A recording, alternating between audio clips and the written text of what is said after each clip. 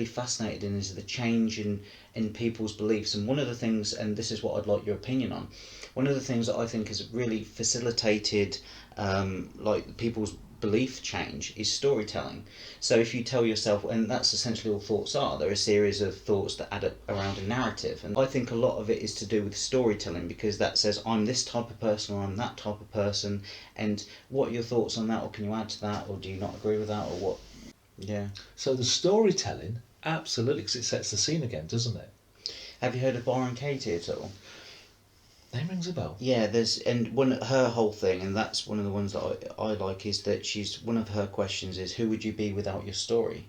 Okay. And it really evokes that, and again, it's who would you be without that thought, because again, the thoughts kind of revolve around what the narrative of the story is. So once you change the direction of the story, then you change the direction of the way in which it's going.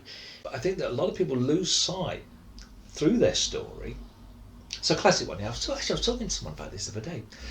When I used to see a lot of clients for what I call life-changing experiences, they'd want to tell me their story again and again and again to try and justify. Yes. Yeah. And you're right. Who would you be without your story? Lovely line. I wish I'd picked that up, because I could have asked that question. Because who you are without your story, you don't have a past and you don't have a future. That's right. Because, and then it grounds you and centers you in the moment, sort of like, because, and that does, you let go of, because I think a lot of problems are created in the imagination, and it's through the ego and the way, the story that they tell themselves from the past and the future. And the moment you get lost in that imagination and that timeline, whereas if you collapse all that and bring it into the moment, sort of like, are you okay now? Is everything all right now? Do you know what I mean? So it really centers you in that sort of like the presence, and it brings that conscious awareness to that unconscious behaviour. It like does. What hypnosis does, I would have thought. It does, absolutely. Sort of really finely tunes that.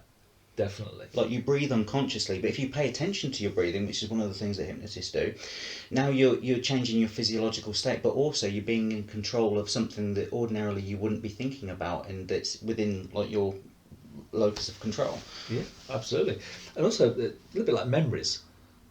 When someone says, "Oh, I can remember everything from the past," that's fantastic. But they're recreating that as the memory in now, not 20 years ago, when that environment, that temperature or whatever was happening, the cells in their body completely changed.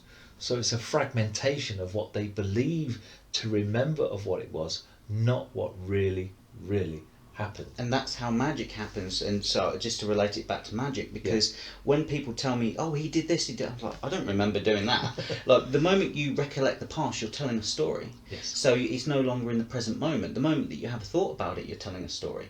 So it's sort of like any kind of observation of it is it's no longer the original thing that it was. So when I do like a little levitation, I might come a little bit off the ground, but when they go, oh yeah, he came this far off the ground, and that beautifully embellished story and the emotions that they react to because they have that belief is what is the magic to me.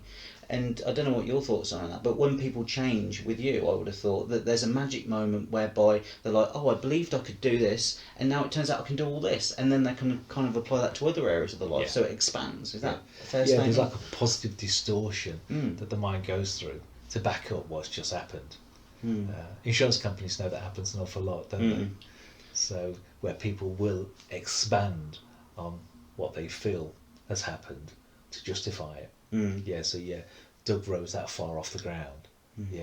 I don't know, maybe it could be the fact that you did that with your hands when you were talking about it, but it might have just been that. There's all sorts of things that can occur.